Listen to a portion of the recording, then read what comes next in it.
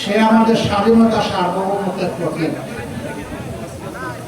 সে নিজেই একটা বিদ্রোহী, একটা বিপ্লবের নাম। সে আধিপত্যবাদের বিরুদ্ধে কলম করেছিল, এটাই তার অপরাধ। এই জন্য তাকে দুনিয়া থেকে অত্যন্ত নির্মম ভাবে বিদায় করা হয়েছে। বাংলাদেশের সবচেয়ে বড় শিক্ষা প্রতিষ্ঠান, যেখানে মেধাবীদের মিলন মেলা। এরা যে আচরণ করেছে, এটা কোনো মানুষ করে না, এটা সাধারণ পশুও করে না। তাদের ব্যাপারে আল্লাহ পাক কালামে হাকিমে বলেছেন, কালা নাম, এরা হচ্ছে চায়ের পায়া জন্তুর মতো। এরপরে বলেছেন বালহুম আদাল্লু, এরা ওই জন্তুগুলো অবুঝ জন্তুগুলোর চাইতে আরো খারাপ, আরো নিকৃষ্ট। আল্লাহ তাআলা ওই প্রাণীগুলোকে বিবেক দেন নাই, মানুষকে বিবেক দিয়েছে। তাকে কিভাবে পিটিয়ে পিটিয়ে নির্যাতন করে, ক্লান্ত অবসন্ন হয়ে পড়েছে, পানি চেয়েছে, কি দেওয়া হয়েছে আপনারা জানেন। আমরা দোয়া করি আপনারা বিদায় নিয়েছেন, বাংলাদেশের প্রত্যেকটি যুবক যুবতী যেন এক একজন আপনার আধিপত্যবাদীরা তাদের অপকর্মের বিরুদ্ধে বাংলাদেশে কেউ আওয়াজ তুলে কথা শুনতে পারে না। তবে 24-এর দ্রোহ প্রমাণ করে দিয়েছে বাংলাদেশের দামাল ছেলেরা আল্লাহ ছাড়া কাউকে পাওয়া। এটি একটি স্বাধীন দেশের জন্য বিশাল শক্তির ব্যাপার, যাদের নেতৃত্বে এই জাতি 24-এর লড়াইয়ে অংশগ্রহণ করে মুক্তি পেয়েছে। আমি 24-এর সকল যোদ্ধা, সকল শহীদের প্রতি গভীর শ্রদ্ধা নিবেদন করছি। তাদেরই একজন যে আল্লাহ ছাড়া কাউকে কোন দোষেই ক্ষমা করত না, তাকে অত্যন্ত নির্মম ভাবে ডিসেম্বরের 12 তারিখ স্পষ্ট দিবানিতে জুমার পর সে তার কার্যালয়ে যাচ্ছিল, এলাকায় যাচ্ছে, সঙ্গে তার আপন ভাই ঠান্ডা মাথায় গুলি করে তাকে দুনিয়া থেকে বিদায় করে। হ্যাঁ, এক ফাহাদকে বিদায় করেছে, এক আবরারকে বিদায় করেছে, এক আবু সাইদকে বিদায় করেছে। কিন্তু মনে রাখবা, এক একটা বিপ্লবী হাজার নয়, লক্ষ নয়, কোটি বিপ্লবীর দুনিয়ায় জন্ম দিয়ে তারা বিদায় নিয়েছে। আজ আমি এখানে দাঁড়িয়েছি আমার ওই মায়ের পক্ষে কথা বলতে, যে মা তার সন্তান হারিয়েছেন, অত্যন্ত নির্মম ভাবে সন্তানকে খুন করা হয়েছে। এই মায়েদের দুয়ারে আমি হাজির হওয়ার চেষ্টা করেছি, সব জায়গায় যেতে পারি নাই, বেশিরভাগ জায়গায় যাওয়ার চেষ্টা। আমি মায়েদের মুখে চোখে পানি দিই, আমি তাদের চোখের কোনায় আমি রক্ত দেখেছি, তার সন্তানের রক্ত। এটি চোখের পানি ছিল না, এটা ছিল সন্তানের রক্ত। ওই সমস্ত বোনদের চোখের কোণে আমি পানি দেখেছি, যারা অল্প বয়সে স্বামীকে হারিয়েছে, জালিম তাদের বুক থেকে কেড়ে নিয়েছে। অবশ শিশুদের যখন তুলে নিয়েছে, আমরাও শিশুদের সাথে একসাথে কান্নায় ভেঙে পড়েছি। ওদেরকে কি দিয়ে সান্ত্বনা দেব? সান্ত্বনা দেওয়ার কোনো ভাষা আমরা খুঁজে পাই না। সারা বাংলার সকল জনপদের একই মানচিত্র। অসংখ্য মায়ের বুক থেকে, বোনের বুক থেকে, সন্তানের বুক, তাদের আপনজনকে তুলে নিয়ে বছরের পর বছর আয়না করে রাখা হয়েছে, গুম করে রাখা হয়েছে। বেশিরভাগকে আলহামদুলিল্লাহ আমরা ফেরত পেয়েছি, হয় জীবিত অথবা লাশ হিসাবে। কিন্তু কিছু আল্লাহর বান্দা এখনো রয়ে গেছেন। 21টা ইসলামী বিশ্ববিদ্যালয়েরও 2 জনকে আমরা এখন পর্যন্ত পাইনি। এরকম আরো 8 জন যাদেরকে এখন আমরা খুঁজে পাই। আমরা যখন তাদের প্রিয়জন আপনজনের সাথে মিলিত হই, তখন তারা বলেন, ও কি বেঁচে আছে? যদি বেঁচে থাকে তাহলে কোথায়? আমার বুকের দল আমার বুকে ফিরে আসবে কি? আর যদি বেঁচে না থাকে আমার সন্তানের কবর থাকবে না, তাকে না পাই অন্তত কবরের মাটিটা ছুটছে। এই লোকগুলো সবচেয়ে বড় অভিযোগ। তারা জানে না আপনজন লোকটি বেঁচে আছে। ভগবান আল্লাহ, তুমি তো সামিউল বাসির, তুমি তো আলা কুল্লি শাইইন কাদির। এই লোকগুলাকে তোমার হাওয়ালা করো।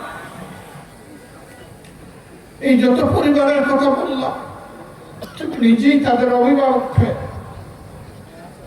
আল্লাহ, তুমি তাদের নিরাপত্তার ব্যবস্থা করো। তারা যেন দুনিয়ায় সম্মানের সাথে বসবাস করে। প্রিয় বন্ধুগণ, আপনারা জানেন দল হিসাবে আমরা কতটা মজলুম ছিলাম। আমাদের ভাই বোনদেরকে স্বস্তিতে এক জায়গায় স্থির থাকতে দেওয়া হয়নি। এই অঞ্চলে আমাদের বোনদেরকে দফায় দফায় গ্রেফতার করে রিমান্ডে নিয়ে অপমান করা হয়েছে, নির্যাতন করা হয়েছে। ও আমার মা বোনেরা, আপনারা মন খারাপ করবেন না। নবী করিম সাল্লাল্লাহু আলাইহি ওয়াসাল্লাম ইসলামের সুমহান নিয়ামত নিয়ে যখন মানুষের কাছে দাওয়াত নিয়ে পৌঁছলেন, মক্কায় অসহায় সাধারণ মানুষগুলোই প্রথমে তাকে কবুল করেছে।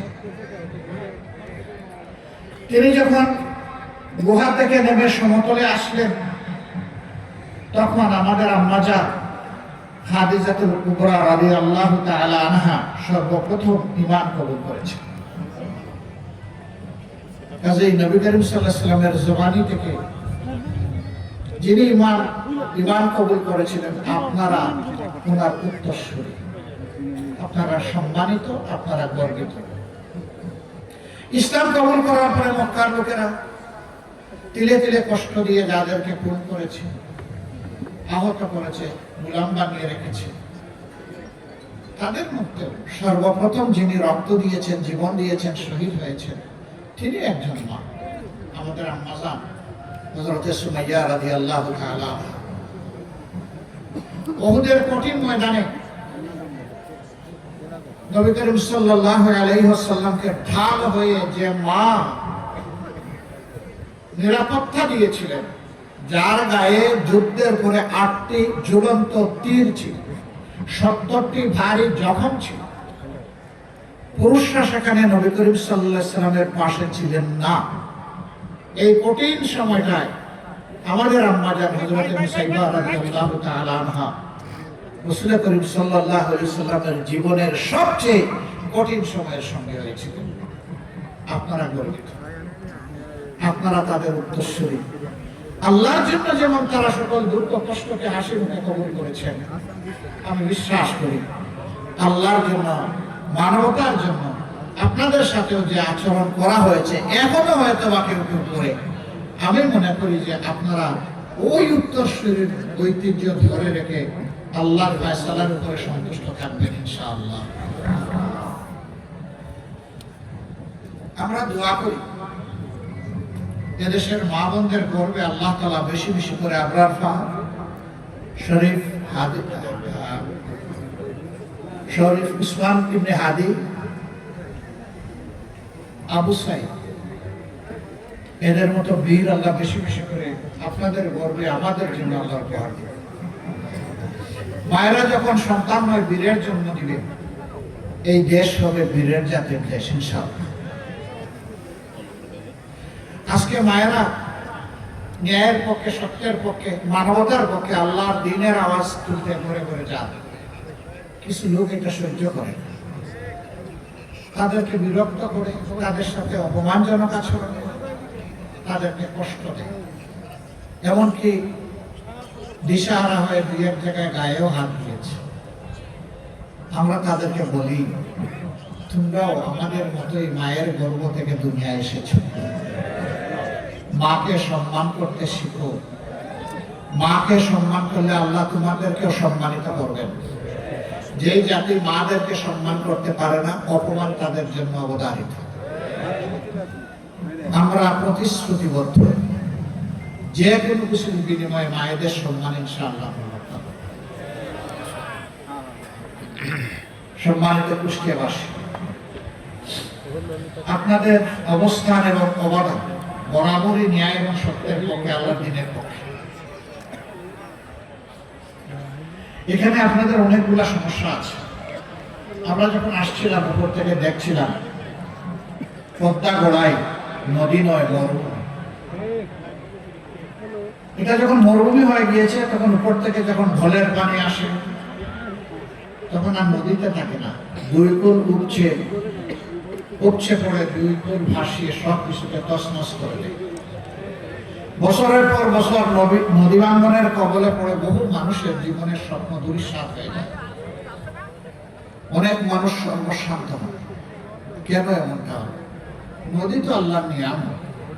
বিশ্বের যেখানে গিয়েছি, নদীগুলার কত যত্ন নেয় তারা, কুলের সন্তানের মতো যত্ন। নদীর যাতে কোনো ক্ষতি না হয়, তার নাব্যতা, তার স্রোত, তার পানি ধারণের ক্ষমতা এবং পানির স্বচ্ছতা শতভাগ নিশ্চিত করার জন্য তারা জান প্রাণ দেওয়ার চেষ্টা করে। আর আমাদের দেশে আল্লাহর এই নিয়ামতগুলোকে তিলে তিলে খুন করা হয়েছে, হত্যা করা হয়েছে। এই নদী খননের জন্য প্রত্যেক বছর বাজেট থাকে। নদী খননের সমস্ত টাকা পেট মুখ দিয়ে ঢুকে পেটের ভিতরে চলে যায়। নদীর বালি আর উঠে না, খনন হয় না। শুধু কি নদী না, উন্নয়নের নামে 54 বছর কম বেশি যারাই ক্ষমতায় গিয়েছেন, এই একই কাজ তারা করেছেন। এই যারা 54 বছরে দেশটাকে খামড়ে একেবারে তছনছ করে দিয়েছে, আমরা গভীরভাবে বিশ্বাস করি এদের দৃষ্টিভঙ্গি এবং চরিত্র পরিবর্তন না হলে এরা দেশের জন্য ভালো কিছুই করতে পারবে না। এদেশ সকলের, শুধু আমাদের না। এই দেশের আসমানের নিচে, জমিনের উপরে যারাই বসবাস করে, দেশটি আমাদের সবার। কিন্তু আফসোসের বিষয়, এত নির্যাতিত হওয়ার পরে 15.5 বছর 5 তারিখ যখন একটা পরিবর্তন আসলো, আমরা দেখলাম পুলিশ নাই, বিজিবি নাই, আনসারের ছায়া নাই, নিবু আমাদের সেনাবাহিনী জান প্রাণ দিয়ে চেষ্টা করছে কিছু করা, তারা পারছে। তাদের পাশে মজবুত হয়ে আমরা দাঁড়িয়ে গেলাম। এ দেশ আমাদের দেশ। এত মজবুত একটা সংগঠন, নেতৃবৃন্দকে খুন করা হলো, ফাঁসি দেওয়া হলো, দফায় দফায় জেলে পুরা হলো, অফিস বন্ধ করে রাখা হলো, ঘর বাড়ি বুলডোজার দিয়ে ঘুরিয়ে দেওয়া হলো, আমাদের নিবন্ধন কেড়ে নেওয়া হলো। শেষ পর্যন্ত বেদিশা সরকার আমাদেরকে বেহুশ হয়ে নিষিদ্ধ ঘোষণা করলেন। এরপরে আর হুশ ফিরে পায়নি। ওই বেহুশ অবস্থায় দেশ ছেড়ে তারা চলে গেছে। কিন্তু আমরা কি সিদ্ধান্ত নিলাম? আমরা 5 তারিখ, আগস্টের 5 তারিখ রাত্রেই ঘোষণা দিলাম যে আমরা কারো উপর থেকে প্রতিশোধ নেব না। আপনারা বলুন, আমরা কি প্রতিশোধ নিয়েছি কারো উপর? আমরা বলেছিলাম অন্যায়ভাবে কাউকে মামলার আসামি করা হবে না। আমরা অন্যায়ভাবে একটা মানুষকে মামলার আসামি করে নেই। বাংলাদেশে হাজার হাজার মামলা আমরা দায়ের করে নেই। খুব অল্প সংখ্যক, আমাদের 8টা মামলায় আসামি মাত্র 1 জন করে। কারণ আমরা দ্বিতীয় ব্যক্তি দায়ী খুঁজে পাইনি, আমরা দ্বিতীয় জনকে দিব কিভাবে? কিন্তু সে জায়গায় কেউ কেউ মামলা করেছেন মনের সমস্ত মাধুরী মিশিয়ে। শত শত মানুষকে মামলার আসামি করেছে। সেই আসামিতে জনগণও আছে, আইন শৃঙ্খলা রক্ষাকারী বাহিনীর সদস্যরা আছে এবং সার্বিক সিভিল প্রশাসনের লোকেরা আছে। কি আশ্চর্য কারবার! আবার তাদের সাথে এরপরে ডায়ালগ শুরু করে, নাম অবশ্য এসে গেছে, এখন তো খাটতে হলে কিছু মাল পানি দেওয়া লাগবে। এই তো শুরু হয়ে গেল মামলা বাণিজ্য। জায়গায় জায়গায় দখলদারি, জায়গায় জায়গায় আমাদের ভাইয়েরা নেমে পড়লেন চাঁদাবাজি করতে। এই ভাইদের প্রতি আমরা খুব দরদ ভরা মনে বলতে চাই, সত্যি যদি আপনাদের সংসারে অভাব অনটনের কারণে আপনারা এই কাজগুলা করে থাকেন। আসুন আপনারা এখান থেকে সরে আসুন। আল্লাহ আমাদেরকে যে রিজেক্ট দিয়েছেন ওইটাই আপনাদের সাথে আমরা ভাগাভাগি করে খাইতে রাজি আছি। তবুও মানুষকে কষ্ট দিবেন না, চাঁদাবাজি করবেন না। এখানে কুষ্টিয়া জেলায় 60টার মতো চাল কল আছে, রাইস মিল। ট্রাকগুলো এখান থেকে চাল বোঝাই করে রাজধানী এবং দেশের বিভিন্ন গন্তব্যে যায়।